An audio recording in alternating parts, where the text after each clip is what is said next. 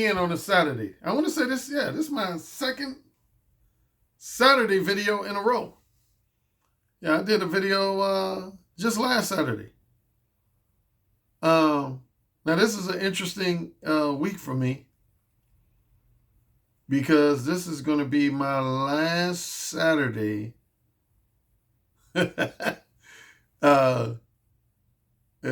since I've made some aspects of my personal relationship with my girlfriend public. I think I've mentioned this before, but yeah, me and my girlfriend, we get ready to cohabitate. So this is actually my last Saturday living by myself. Yeah, starting with next weekend, I will officially be in cohabitation mode, which for me is in recent years the closest I've ever been to marriage. In at least recent years. Last time I was in a real, what I would call a real serious type relationship was the first half of 2010. Yeah. So you're talking about at least 9 years since the last time I was in like a real serious relationship. And yeah. So anyway, yeah. Starting with next weekend and beyond, I'm gonna be in cohabitation mode. The reason I'm doing this video is because, now see, I was just did a recent video where I said that I've been deleting a lot of guys' comments in my comment section. People I feel like are just, hating on a brother or just trying to insult me or insult my followers, etc. I just delete the shit. But I said, if you offer me a respectful disagreements, then 95% of the time I will let those pass. I will post those and let them show up in my comment section, and I will usually respond to them.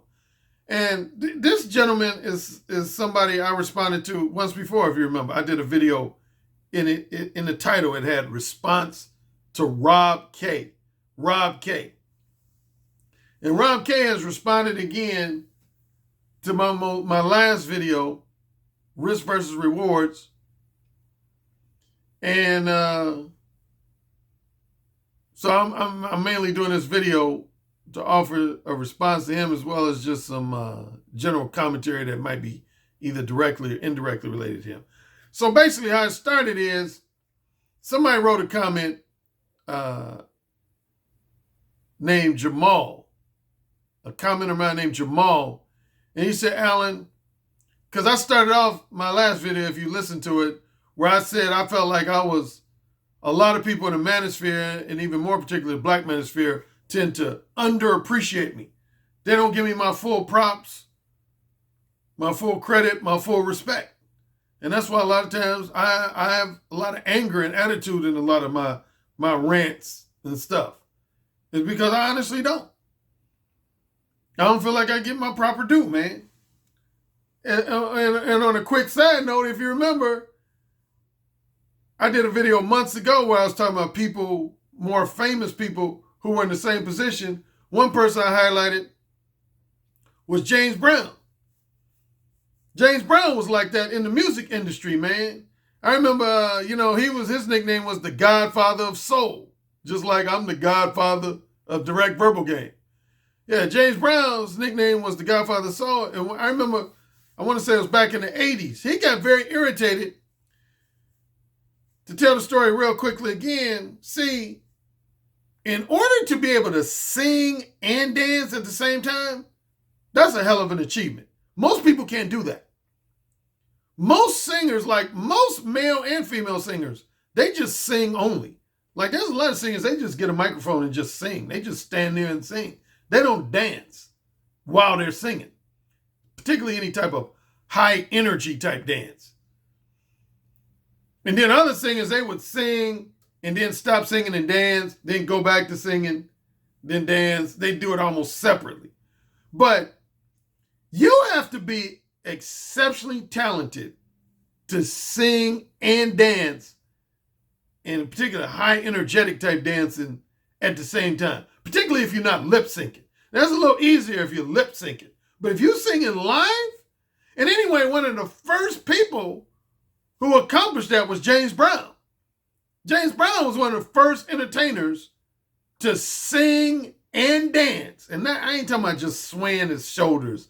Like, there's some singers who'll do this, like, la-da-da, la-da-da, and they'll swing. You know, they might consider that dance. I'm talking about high energy dancing, where you're doing like splits and shit. James Brown was arguably the originator of that shit. You know, you got to be in shape like a triathlete to do that shit. You got to be in exceptionally good shape to do that. To sing live and dance in a highly energetic style. And anyway, in the 80s, a lot of the media started giving a lot of credit to Michael Jackson and Prince for that particular talent. They started giving a lot of attention and flattery to Michael Jackson and Prince. And basically James Brown was like, yo, what about me? I'm the one who originated that shit. Why you ignoring me? And he didn't really so much have a beef with Michael individually or Prince individually. His beef was more with the media and how much attention they were showering Michael and Prince with. Anyway, there was one event where both Michael came on stage and Prince came on stage, and they gave James Brown his due. Michael basically said, James Brown was my number one inspiration for what I do. He was my number one inspiration for what I do. And once he got that public due credit from Michael and Prince, you notice James Brown didn't bitch no more. But before they gave him his credit, man, James Brown was pissed, man. He was kind of like the musical equivalent to I am to do with the manosphere, man. He was like, man, y'all motherfuckers ain't giving me my due, man. I was the originator of a lot of shit these younger entertainers are doing, and y'all not giving me my due. And there's a few other people I can think of in the entertainment industry and media who had that kind of gripe. But anyway, that's why I was griping on some recent videos, man. I don't feel like a lot of people, particularly a lot of younger people in the manosphere, give me my due. You know, like one of the people I did highlight was C Boogie. C Boogie is probably one of the number one people I would say who's of the younger generation, who's a YouTube personality in his own right, who always gives me my proper due credit. And there might be one or two others that I'm forgetting at the moment. But a lot of guys don't, man. They just be basically stealing my shit and they don't give me my credit. Anyway, I already talked about that. But this is how the thread got started in my comment section. A guy named Rob K, again, me and him had gotten into a back and forth before. It was a respectful back and forth. There wasn't he didn't call me out my name. I didn't call him out his name. He basically said, Alan, one of the reasons why I feel like a lot of younger guys don't give you your due credit, due respect, because you tend to harshly admonish guys who are incel types. Incel types and other basically romantically and sexually frustrated beta male types.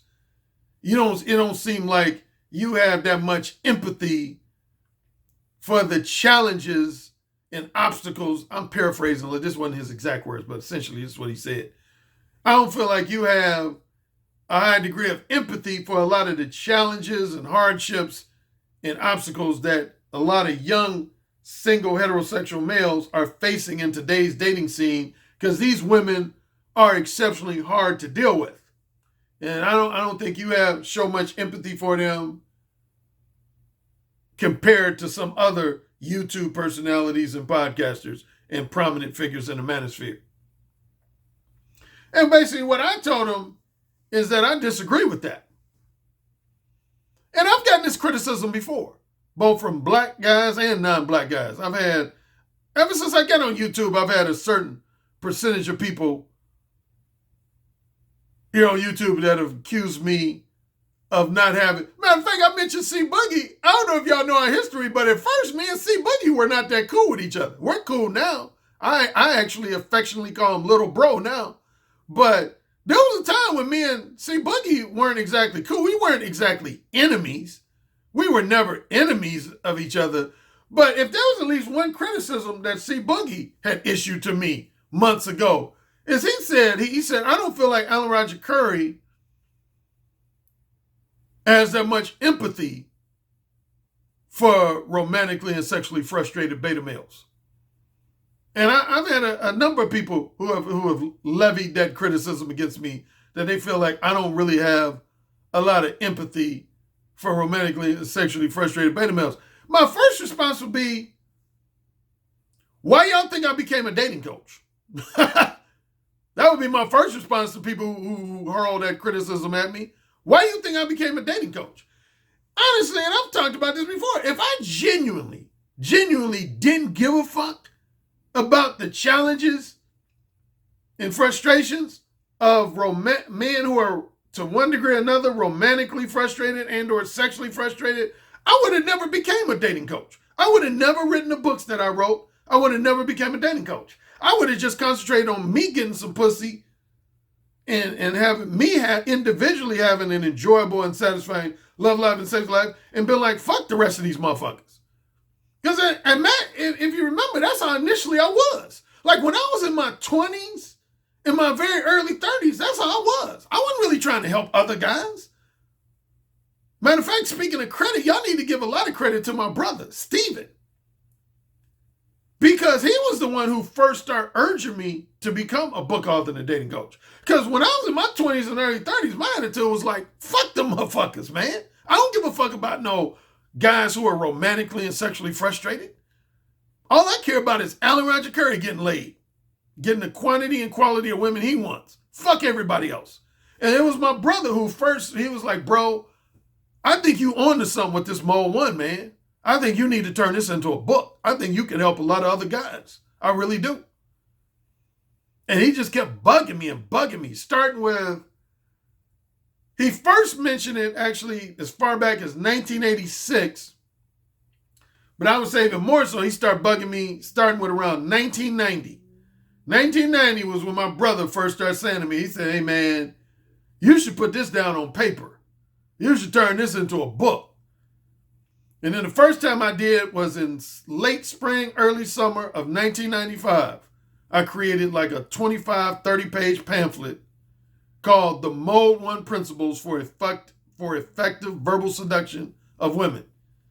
Yeah, I wrote that in like late spring, early summer of 1995.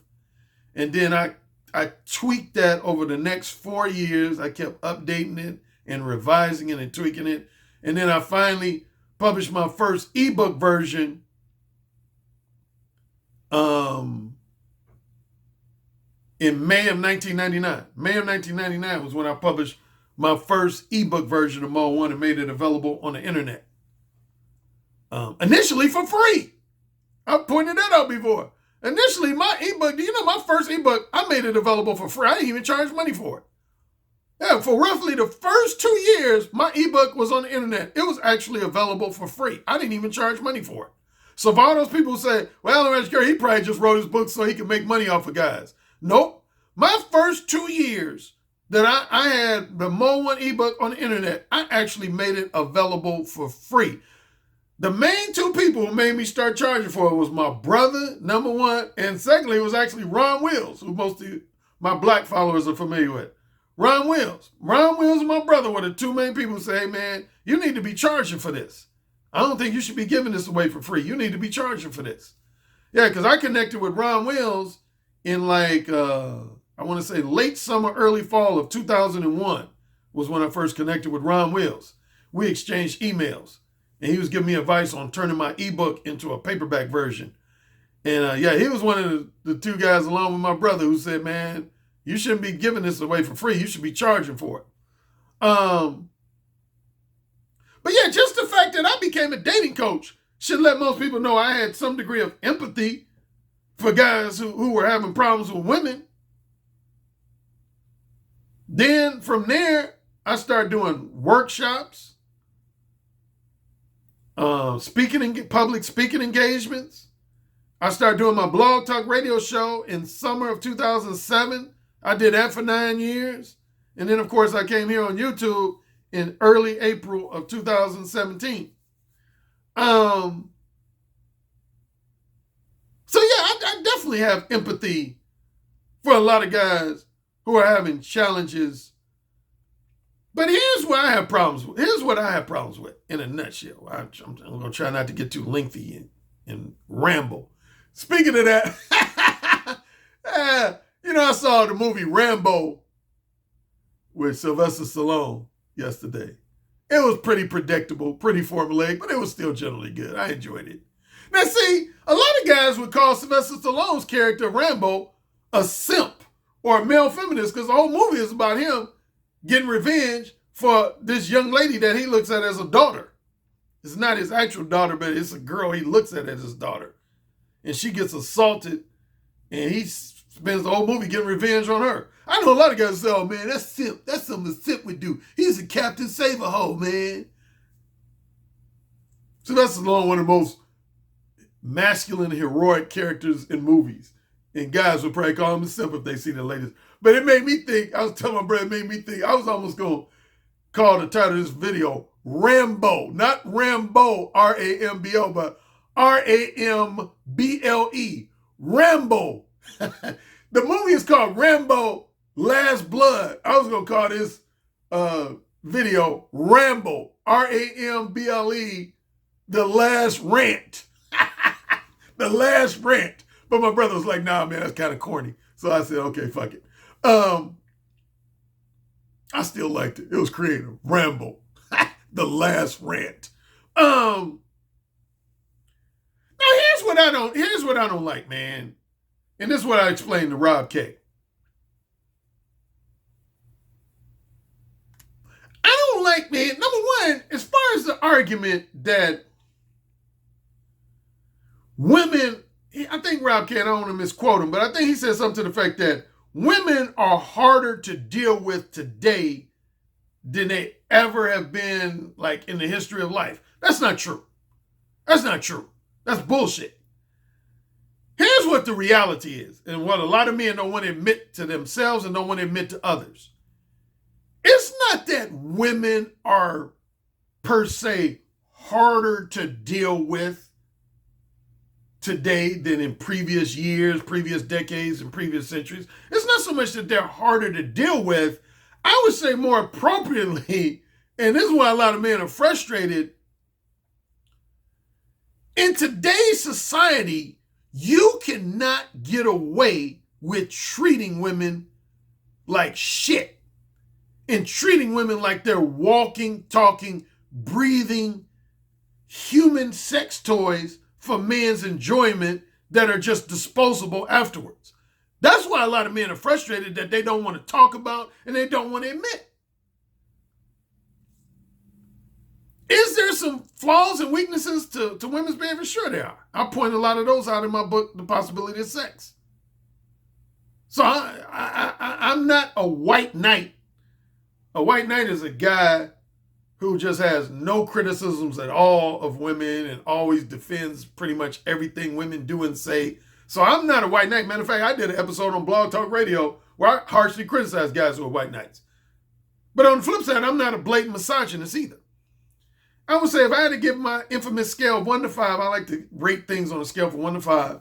If I was rating on a scale from 1 to 5, with 5 representing men who are white knights and male feminists and always defend everything women do and say and never have any criticism for women, if that was a 5, and on the flip side, a man who's a blatant misogynist, who's always got nothing positive to say about women, only has things negative and critical to say about women, that was represented by the number 1, I would rank myself as somewhere between a 3 and a 3.5. On that scale from 1 to 5, 5 being a white knight who has nothing negative to say about women, and a 1 represents a misogynist who has nothing positive to say about women, I would rank myself as somewhere between a 3 and a 3.5. I look at men and women very objectively. That's one thing I pride myself on, is being objective, fair, balanced, and objective. I evaluate men and women's behavior objectively. I point out the strengths of men and women's behavior, and I point out the weaknesses of men and women's behavior. And the reality is this, man. A lot of men are frustrated in today's society because compared to men in previous decades and previous centuries, they're frustrated that they don't have the same freedom to treat women like shit like their ancestors did. I mean, let's be real, man. You know, like I hear a lot of guys say, oh, things were great in the first half of the 20th century. Things were great. No, they weren't. They were great for men. And I talked about this at the 21 convention.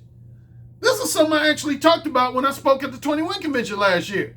A lot of guys will always say when it comes to dating relationships and shit, they'll say, oh, things were great back in the, the first 4 or 5 decades of the 20th century and the latter part of the 19th century. Things were great. No, they weren't. They were great for men. They were great for men.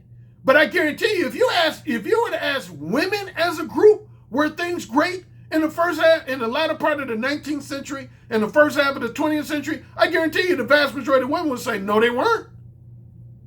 No, they weren't. I'll start with the workplace because the Me Too movement is such a big issue. Man, do you know there was a time in the first half of the 20th century, man, where guys could get away with just sexually harassing women at will at work?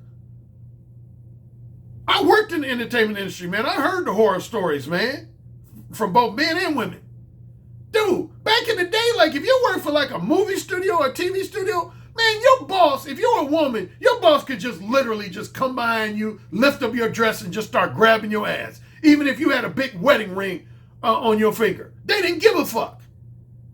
Now, I want you to think about this if you're in a relationship. Let's say that was your wife, your fiance, or your girlfriend. And she was working for a movie studio or TV studio, and her boss was able to just lift up her dress and just start grabbing on her ass. And you found that shit out. Most of y'all motherfuckers would be ready to go up to that studio and kill that motherfucker. Let's be real. Y'all be ready to kill that motherfucker. But of course, the women a lot of times wouldn't go back and tell their husbands, fiancés, or boyfriends because they wanted to keep that job and make that money. Because obviously, their husbands, fiancés, or boyfriends weren't making enough money to support both of them.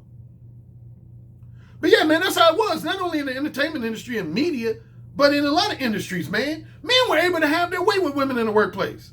Men were able to just push women's heads down on their dick and make them suck their dick. And if the woman was to try to, have a problem with it, they would say, you want to keep this job, don't you? You want to make this money, don't you? Men were able to treat women like shit, man. And see, women said we had enough of that shit. That was one of the reasons why you had the second wave of feminism. Domestic violence. There was a time, I mentioned this on a recent video, there was a time where if you were a woman's husband, you could pretty much legally beat the shit out of her. You could pretty much legally beat the shit out of your wife if you felt like she was being disrespectful to you or disobedient to you or smart alecky or whatever. You could literally just beat the shit out of her without any real legal consequence. See, a lot of y'all don't want to be objective, man. Y'all don't want to be objective like I am. And again, I talked about a lot of this stuff at the 21 convention, man.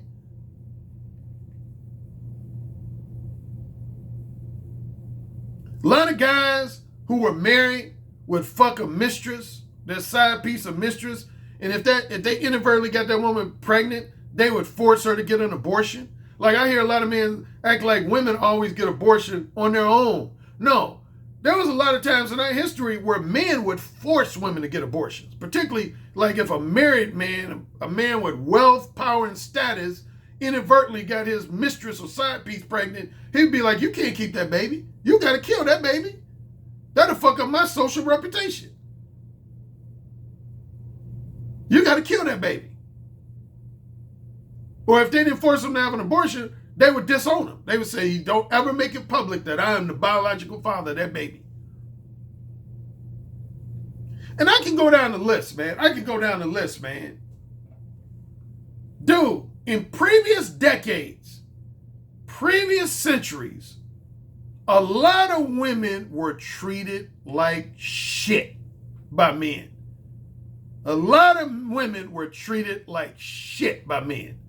Like if I had to get one more, like I hear a lot of guys complaining today, they say, oh, Alan, man, a lot of women will financially rape men when they get a divorce. They will financially rape men, which to a large degree is true. I won't say that's not true, but again, me being fair, balanced, and objective, and I've written articles about this, I've talked about this on previous videos over the last couple of years. Here's how it used to be, man. Do you know there was a time back in the day where, let's say you were a wealthy, powerful man, and you married a young, beautiful, sexy woman. What a lot of men used to do is, once that young, beautiful, sexy woman got into her 40s or 50s, men would just dump that bitch, man. They would just dump their wife and replace her with a younger and more beautiful, more sexy woman. They would just dump their wife. Now, some men would be generous enough to give her a little, something, little financial something, so she can make it. But a lot of times, guys would just dump the bitch, and she would be left to just make it on her own. A lot of those women would end up homeless. Or if not homeless, just financially struggling and broke. And women was like, this is unfair. A lot of women was like, this is unfair. I married this guy when I was 22, had children for this motherfucker, but now that I'm 45 or 50, he just dumping me for a younger woman, and I'm left to fend for myself. Come on, fellas. Y'all talking about me having lack of empathy. Y'all need to question your empathy if you don't have empathy for women in that situation. I do. I don't care. Y'all can call me all kinds of names, a male feminist, simp, all that shit. But dude, the reality is, man, in our history, now I'm not just specifically speaking of United States history, although more emphasis on United States history, but worldwide history, men for centuries have been able to get away with treating women like shit without real consequence or repercussion. And one of the reasons why you had the second wave of feminism is because women said, we're tired of being treated like shit. We're tired of allowing y'all to just treat us like shit. Allowing y'all to physically abuse us, sexually abuse us, marry us and then dump us for a younger woman. We're tired of this shit. So they fought back. And I don't agree with every aspect of their feministic objectives. And I pointed that out in my books and different audio and video podcasts. But I agree with a lot of them. And I said that at the 21 convention. There's some things, there's some aspects of feminism I agree with. I'm on their side. I'm on the women's side. So, to Rob K's assertion that women are the hardest to deal with in today's society, again, I don't 100% agree with that.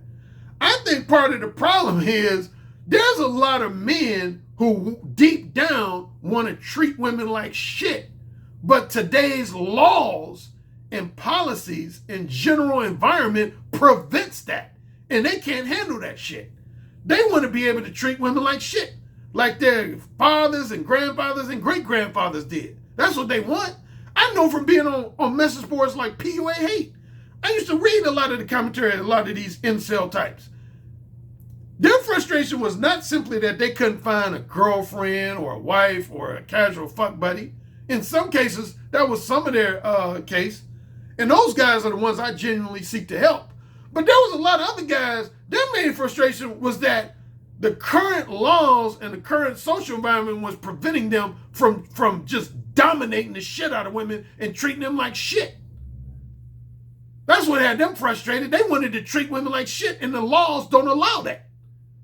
For those type of guys, I don't have no empathy for those type of guys. I don't have any.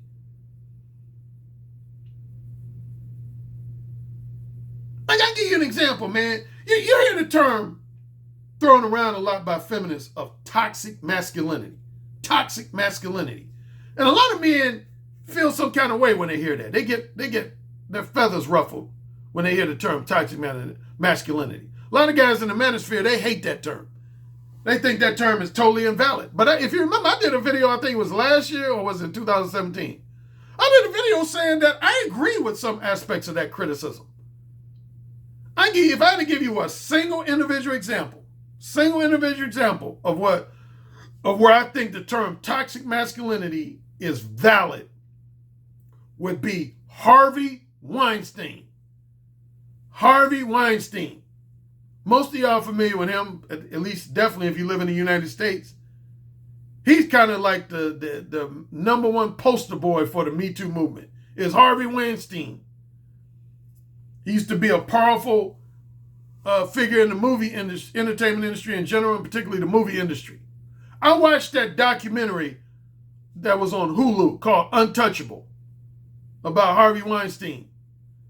Man, talk about lack of empathy. Man, fuck that motherfucker and anybody who's like him. Fuck that motherfucker and anybody who's like him. It's motherfuckers like him who give the male gender a bad name. Straight up. Without getting too linked in too detail, here was the essence of Harvey Weinstein. He was like a lot of guys. Y'all might remember I did a video where I talked about this woman named Dawn Steele. She used to be a high-ranking executive in Hollywood. And one thing she said in her book, she wrote this kind of memoir one time, and she criticized different aspects of how the entertainment industry works, and particularly the movie industry. And she said, a lot of men who strive to be powerful, influential, and wealthy in the entertainment industry are mainly guys that when they were in high school or college got rejected by women a lot, got ignored by women a lot. They couldn't pull women just simply based on their looks, charm, and personality.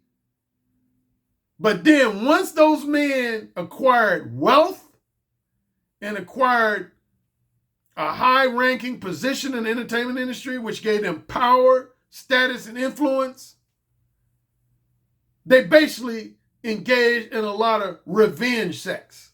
Revenge sex. And what I mean by revenge sex is they had that underlying attitude like, yeah, all you beautiful bitches who ignored me in high school, ignored me in college, yeah, I'm going to get y'all bitches back. Now, if y'all want to be in a movie, you're going to have to suck my dick. You're going to have to give me some pussy, you fucking bitch. See, deep down, those motherfuckers hate women. Because, again, they were rejected and ignored by women in high school. They were rejected and ignored by women in college. But then once they got some money, once they got some power, status, and influence, they were able to fuck bitches who previously had ignored them. And a case in point in that would be Harvey Weinstein. That's exactly what Harvey Weinstein's story is. This motherfucker couldn't pull no bitches before. When he was a nobody, he couldn't pull no bitches. He didn't pull no bitches in high school. He didn't pull no bitches in college. He was pretty much a loser with women. But that's what drove that motherfucker. That's what drove him to want to achieve success in the entertainment industry and acquire the wealth and power that he did. That was his main chip on his shoulder. And once he got that wealth and power and influence, not only did he use it to the highest degree, he abused it.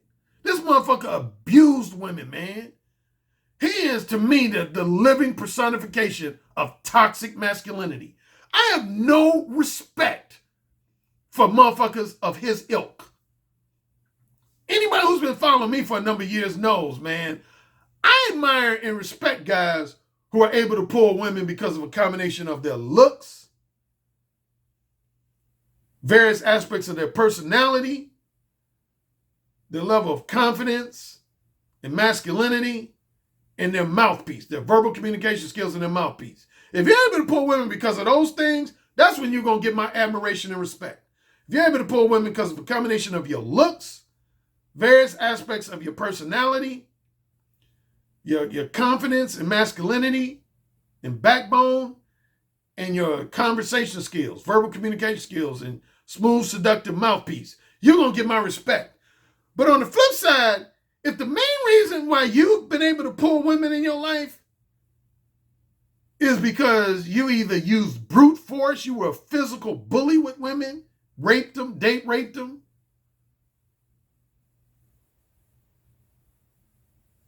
you use stuff like power, influence, and status to motivate women to sleep with you. you threaten to fire women or threaten to prevent women from having a job opportunity, a career opportunity in order to motivate them to sleep with you. Or you did something else, you lied to women, toy with their emotions to get them to have sex with you. I don't have no respect for you. I don't have no empathy for you. None. Zero. Zilch. I can't stand motherfuckers of that ilk. Anybody who's remotely similar to Harvey Weinstein and some of these other guys who've been the target of the Me Too movement, man, I don't have no empathy for those motherfuckers, man. These motherfuckers was losers. I don't even like to use that word, but they were losers with women, and then they used money and power and status and influence to try to get revenge sex on those women. Fuck those motherfuckers, man. Fuck them. I hope they burn in hell. Real talk.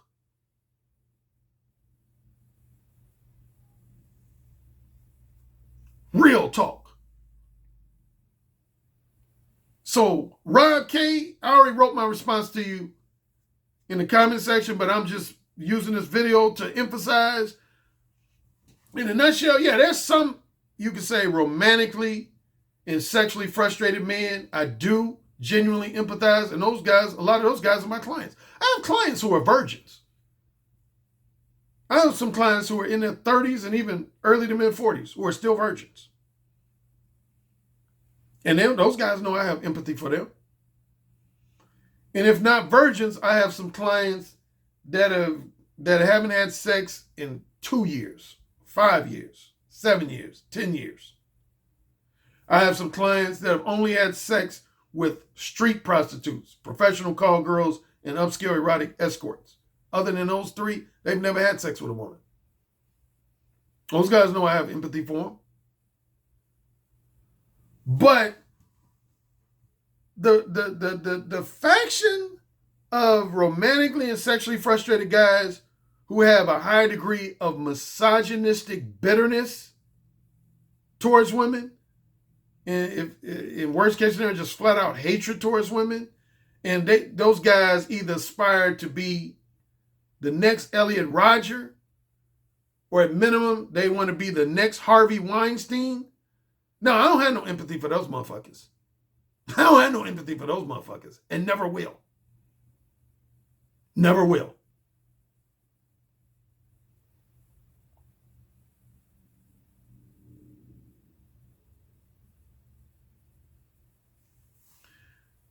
No Patreon portion today. Talk to you guys next week. Peace.